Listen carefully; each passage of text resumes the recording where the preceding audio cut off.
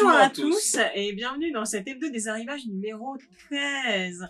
Marion n'est pas là aujourd'hui et non, il vous manque, il nous manque. Il est remplacé par deux formidables personnes. Moi, vous me connaissez déjà, ça va, vous m'avez vu sur la chaîne des TCG. On ne me présente plus, mais par contre, nous avons un nouveau challenger, Rodolphe. Merci, belle présentation. Après on sait pas quand la vidéo va sortir, peut-être que je serai plus là parce que je suis en période d'essai. Ça se termine bientôt, donc voilà. Mais merci. Oui. J'espère. C'est peut-être la première et la dernière fois que vous le voyez, mais en tout cas il est là aujourd'hui. Et vous le voyez, c'est ça le principal. On en profite également pour vous dire que le gagnant du concours pour gagner un Immortal 8 sera présenté en fin de vidéo. Du coup, n'hésitez pas à rester en notre présence. Et donc on va enchaîner tout de suite avec la présentation des jeux qui sont en dessous. On va commencer par Pile Poil. Donc le jeu est tout petit, mais ça n'empêche qu'il a une rejouabilité quasi infinie, c'est Marion qui le dit. Le but du jeu, il est très simple, c'est que vous avez une image, comme ici on a une grue, et on va avoir un chiffre. Là, dans l'exemple, on a 2 et 5. On va retrouver un mot en rapport avec cette grue. Je sais pas, qu'est-ce que tu choisirais toi? Avec 2 syllabes ou 5 lettres en rapport avec grue. J'imagine que je choisirais chantier. Il y a 2 syllabes. Ouais, j'avoue. Ouais, c'est pas mal, hein. Ça passe. Voilà. Ça passe. Donc voilà, en fait, ça joue vraiment très simplement, c'est très rapide. Vous voyez, on va faire juste un essai. Pile poil. Ce coup-ci, on va se retrouver avec Clank, la grande aventure. C'est l'une des nombreuses extensions de Clank qui connaît multiples et multiples jeux. Cette extension, elle est intéressante parce qu'elle a gagné, alors excusez-moi, je regarde mes notes, parce qu'il y a beaucoup de awards, il y a beaucoup de prix. Elle a gagné le Trick Track d'Or 2018, elle a été recommandée au Kenner Spiel 2018, au Monza Select 2017 et elle a eu 6 nominations Golden Geek 2016, dont celle du meilleur jeu. Toujours du deck building ou pas? C'est toujours du deck building, mais en plus, ça peut jouer jusqu'à 6 joueurs maintenant. Est-ce que vous vous rendez compte? C'est incroyable. Qu'est-ce que t'en penses, toi, de la grande aventure de Clank? Bah, tu donnes envie de l'acheter quand même, hein? Eh, t'as vu? Il y a quand même vachement de war, là. Achetez Clank, la grande aventure. Ah, aussi, non, très important. On fait des PK Game Pack sur cette gamme avec Clank et toutes ses extensions, dont la grande aventure. Foncez. On passe à Histoire de Peluche, l'extension Petit Frère. Alors, c'est un jeu coopératif comme le jeu de base. La nouveauté là-dessus, c'est que on va suivre l'histoire du petit frère de la petite sœur qu'il y avait dans le jeu de base. Bon, au niveau de l'âge, j'ai tendance à dire que c'est un petit peu comme l'ancien. La boîte dit que c'est 8 et plus. Oui. C'est important le fait que le plateau soit... Bah c'est rigolo, je crois quoi. que dans le 1, c'était pareil aussi, il me semble. Ah ouais? Je sais pas. Ah, Marion, il m'a dit, le plateau, c'est l'histoire, quoi. Au niveau du matos, c'est toujours aussi beau. On a 2 nouvelles figurines qui sont toujours aussi bien travaillées. Donc du coup, je suis hyper content qu'il soit arrivé. J'en profite, vu que ma petite sœur le cherchait depuis une plombe et l'attendait impatiemment, et bien maintenant, il est arrivé. N'hésite pas, tu viens, Nanou, tu l'achètes. Ok? Allez! PK Game Pack aussi là-dessus, retrouvez-nous dans nos cauchemars. Prochain jeu dans notre hebdomadaire, Rubik's Perplexus 3/3. Bah basiquement c'est le 2/2 en plus du 1. Ça demande toujours autant d'habilité, autant de réflexion, autant de dextérité. De dextérité. De vue aussi, parce qu'il faut la voir, la petite bouboule. Basiquement, c'est celui qui était en 2/2, en 3/3, et tiens Rodolphe. Merci. Un nouveau jeu qui s'inscrit dans la gamme des Perplexus. Dans Trickerion, on joue des magiciens rivaux, et la particularité du jeu, c'est que on joue simultanément. Donc au moins, il n'y a personne qui attend dans son coin et tout ça, c'est vraiment pratique. C'est un jeu de placement d'ouvriers, il est pas mal stratégique, comptez entre 2-3 heures au moins pour faire une bonne partie. Il a gagné le Diamant d'Or en 2015, il est même top 100 dans le BGG. Je trouve belle la boîte. Elle est très jolie, elle a une esthétique très sympathique. En 2015, il a été imprimé en 500 exemplaires, et en une semaine, ils ont tous été vendus. Et donc là, on a de la chance, il a été réédité. On a aussi également reçu les extensions. Elles sont jolies aussi, ouais, j'aime bien. Et donc il y en a aussi une troisième par exemple qui rajoute le mode solo. Ça rajoute à chaque fois au moins un mode de jeu en plus. Dans l'aube de la technologie, on va pouvoir rajouter des tours signatures avec les mages. Donc on va pouvoir ajouter des capacités signatures pour nos mages, mais par contre il faudra les acheter. Ça coûte un peu cher, mais ça nous permet tout de même de les faire. Dans cette petite extension, donc les Dômes d'Algar, on va rajouter de nouvelles règles pour jouer à 2. Il y aura aussi 90 cartes en plus, des pions en plus. Donc en gros, une petite extension mais avec du gros contenu à l'intérieur.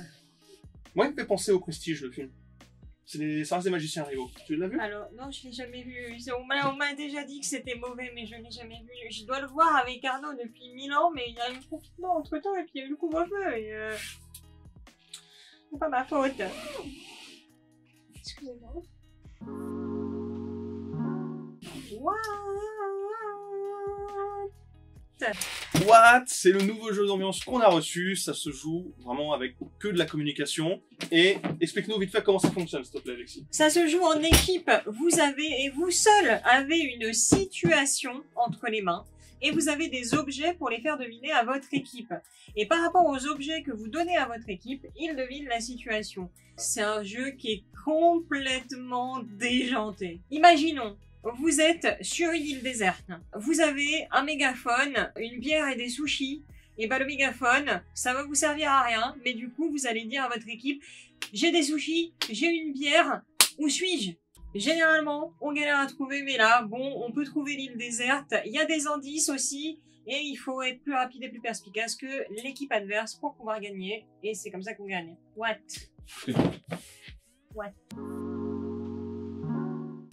Maintenant, Rapa Nui. Le pitch du jeu, en gros, c'est qu'entre le 13e et le 17e siècle, à plus de 900 statues monumentales qui s'appellent des moai, qui sont érigées sur l'île polynésienne de Rapa Nui, dont le nom du jeu, comme c'est bien fait. Elles sont disposées le long des côtes, le regard tourné vers les terres, se tenant sur d'immenses terrasses en pierre. Les moai témoignent encore aujourd'hui du raffinement de cette civilisation disparue. Donc le jeu se base sur la mise en place de ces statues moai sur le grand plateau que vous avez qui représente l'île de Rapa Nui. On commence à avoir compris au fur et à mesure que je le dis. C'est donc un jeu en pick-up and deliver. Rodolphe, le pick-up and deliver, c'est quoi? C'est je prends et je repose. C'est ça. Et du coup, comment tu places toutes les statues? Et bah c'est simple. On obtient des ressources en échange de notre travail. Et donc c'est un jeu basiquement de gestion de ressources. En plus d'être du pick-up and deliver. En gros, on va partir d'un bout de l'île et on doit arriver à un autre bout de l'île avec notre moai sous le bras. Bon, c'est un peu lourd, mais bizarrement, si on est méga balèze, ça marche. Et le but, c'est de les placer, donc, de façon à ce que ce soit bien fait et que ça protège l'île. On a reçu la suite du premier Ricochet. Là, c'est le profil de l'homme sans visage. Donc, même recette, hein, qui fonctionnait très très bien. C'est un jeu coopératif. C'est des jeux de mots et on va avoir une grande tuile avec plusieurs mots et on va essayer de deviner qu'est-ce que l'auteur du jeu a voulu nous faire comme petite énigme. Marion nous a dit qu'il y avait quelques jeux de mots qui étaient plutôt rigolos. Qu'est-ce qu'on fait? On croit? Ah, moi, je pense qu'on croit, hein, Marion et l'humour, c'est bien. C'est une valeur sûre. Voilà. Ricochet. Oh là là. On passe au jeu suivant. Midnight Exchange. Midnight Exchange. Donc c'est un jeu de cambriolage, mais moi je suis pas cambriolé, donc je vais demander à Alexis comment ça se passe. C'est moi le gentleman cambrioleur, Arsène Lupin, toi-même tu sais. De base, vous allez voler un gars, on sait pas qui c'est, on s'en fiche. Le but c'est de revenir avec le plus de tableaux possible. C'est un jeu de rapidité étant donné que vous n'avez que 20 minutes pour aller voler le plus de choses possible. C'est un jeu en prise de risque parce que plus vous volez, moins vous avez de temps pour devenir riche. Vous voulez bien sûr échanger ce que vous êtes allé chercher au marché noir pour avoir de la moula. C'est également un peu un jeu de collection étant donné que vous allez collectionner les tableaux que vous allez aller voler. Et basiquement c'est ça, vous avez 20 minutes pour vous faire le plus de tunas possible et imaginable. À vous de jouer. Dice Academy, vous connaissez sûrement le petit bac comme on faisait quand on était en terme. Gamin. Ou au collège, des fois qu'on s'ennuyait. Ouais. Et ben c'est la même chose. Ça joue avec 2 dés, 2 lettres et un icône. On lance les dés, donc par contre donne-moi une lettre et un icône. Un A, Mhm. une ville. Amsterdam. Allez. Voilà, c'est très simple, rapide, c'est un petit jeu d'ambiance, tout le monde peut y jouer. Franchement tranquille, bah c'est le petit bac que vous faisiez au collège quoi. Hein. Ça, avec des dés. Petit format. Un petit bac dans un petit format. Eh. Vélonimo, le nouveau jeu de Bruno Catala, jeu français. C'est français. On l'appelle, je te laisse le présenter. Cocorico. Parce que toi t'es pas français du coup. Non, mais ça me faisait plaisir de Ah le bah ah, c'est gentil. Vélonimo, donc c'est un jeu familial, donc pour toute la famille, vous avez des petits animaux sur des vélos. Votre principe, ça va être de faire des combinaisons pour remporter la course de vélo avec vos animaux. C'est un jeu de défausse qui est très addictif. Le but c'est de faire des combinaisons, d'aller le plus vite possible. Pourquoi des animaux sur des vélos? Bah tout simplement parce que les animaux c'est rigolo et les vélos, bah le gars il kiffe les vélos. Voilà, Bruno Catala et son obsession des vélos. Ça nous donne Vélonimo. C'est bien, on pourra jouer ça avec la famille. Pour l'hebdomadaire de cette semaine, on a 4 jeux qui sont alors soit à ambiance japonaise, japanisante, soit fait par un monsieur qui est japonais comme Airship City. Du coup, on a décidé de vous les présenter tous en même temps et on va commencer par Gorinto, qui est un jeu de tuiles et de collection. Le but est de collecter des tuiles des 5 éléments, la terre, l'eau, le feu, l'air et le vide. Donc vous collectez ces tuiles, vous pouvez faire des petits chemins en bougeant les tuiles. C'est un peu comme le labyrinthe de quand on était petit, tu te souviens du labyrinthe? Ouais, je me souviens. Bah, c'était rigolo, bah ça l'est aussi. C'est pas du tout, et j'ai vu les extensions. Exactement, t'as une extension qui nous rajoute un 5e joueur, c'est celle-ci. Et parce que de base ça joue jusqu'à 4. Tu peux jouer tout seul, mais tu peux jouer jusqu'à 4. Et donc celle-ci va te rajouter un 5e joueur. Et celle-ci va te rajouter un autre type de tuile qui va être la tuile du dragon. Voilà. Je connaissais pas du tout, ça a l'air sympa. Ça a l'air vraiment très très sympa et l'esthétique est très très cool. Ouais. La boîte est jolie en plus. Gorinto c'est fini et maintenant on passe au jeu favori de cette sélection de Rodolphe. Bon, favori, je sais pas, mais en tout cas, j'ai bien aimé Kodachi. Le concept, c'est juste un jeu de deck building et de prise de risque. Et même encore, je dirais, c'est du stop ou encore. Incroyable. Mais ne serait-ce pas une réédition de Ninjato? D'aucuns disent que oui. Sachez-le, ça l'est vraiment. Le jeu est très simple. Vous allez être un samouraï qui combat d'autres samouraïs. Est-ce que vous continuez à les combattre? Oui ou non? Si vous dites oui, eh ben, vous accumulez encore plus de richesses, de points de victoire, etc. Ou bien vous vous arrêtez. Mais attention, si vous perdez, ben vous perdez tout. Le concept du stop ou encore, finalement. On est reparti après Kodachi, on va vous présenter Matcha. Matcha qui est donc représentatif de la cérémonie du thé au Japon, qui est un événement très très important. Le but ça va être de réunir tous les ingrédients qu'on va avoir besoin pour faire un bon thé. Et pour faire la cérémonie comme il le faut. Basiquement, c'est un jeu de bluff. Vous avez des cartes dans vos mains, vous avez des cartes sur la table. C'est un très petit jeu parce que vous n'avez que 18 cartes. C'est seulement 20 minutes. Vous posez des cartes qui correspondent aux cartes qu'il y a déjà sur la table, mais vous y gagnez moins. Ou alors, vous posez des cartes qui ne correspondent pas aux cartes qu'il y a sur la table et vous y gagnez plus. C'est pour ça que c'est un petit jeu de bluff. Très sincèrement, bon jeu à recommander. Ça ne se joue que à 2. Imaginons... situation totalement improbable, parce que pour l'instant c'est le confinement. Bravo. Vous êtes dans le train, vous avez un petit trajet à faire, imaginons 20 minutes par exemple, et ben vous pouvez y jouer et c'est parfait, et vous y jouez à 2 et vous passez du bon temps au lieu d'être sur votre téléphone, là comme cette jeunesse. Sinon on peut y jouer à la pause midi. À la pause midi, exactement. Donc on passe à Airship City. Je sais pas pour toi, moi j'aime bien quand le matériel est très très beau, et c'est le cas avec ce jeu-là. Il est épuré, c'est fait par un japonais, et on sent vraiment une petite touche japonisante. Ça se dit ou pas? Ça, je pense que ça se dit, vous nous direz dans les commentaires si c'est insultant ou quoi aux japonais, tout bêtement. On sait pas. Franchement, on sait pas. J'ai pas envie d'insulter des gens.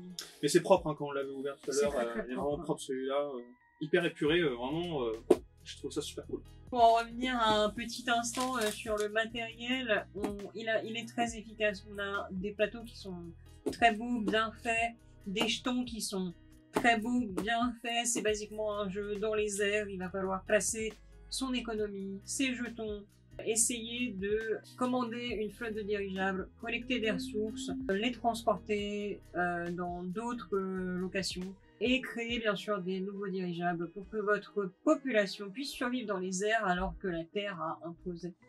Je sais pas pourquoi il n'y a plus de Terre. En tout cas, on n'est plus sur Terre. On est là-haut. Pas dans les cieux parce qu'on n'est pas mort, mais dans les airs avec plein de dirigeables. Comptez quand même 1h30 de jeu, et surtout ça se joue de 3 à 4 personnes. Pas moins, pas plus. Voilà. Donc si vous êtes deux, bah c'est pas le jeu pour vous. Donc matcha, Matcha. préféré matcha. Voilà. Et donc, comme promis, le gagnant du concours, il va s'afficher. Où est-ce que tu veux? Là. Là peut-être. Là. Là. Là. Ok. Bravo à toi, donc bah, bien joué, t'as trouvé le deuxième plus grand nombre. J'espère que tu t'amuseras bien avec Immortal. Beau gosse, hein. C'est le moment de nous quitter. Oui, je sais, c'est triste, mais ne vous inquiétez pas, comme Marion est encore en vacances la semaine prochaine, on se retrouve la semaine prochaine pour un nouvel hebdomadaire, et ce coup-ci le numéro 14. N'hésitez surtout pas à vous abonner, à liker nos différentes pages. À la fois prochaine. Des bisous, passez une bonne journée, une bonne soirée, une bonne nuit, un bon appétit, une bonne matinée, des bonnes fêtes de Pâques aussi, bah oui. Bah oui. Ouais, moi j'avais des idées, mais en fait non, c'est très bien. Voilà. Joyeux Noël.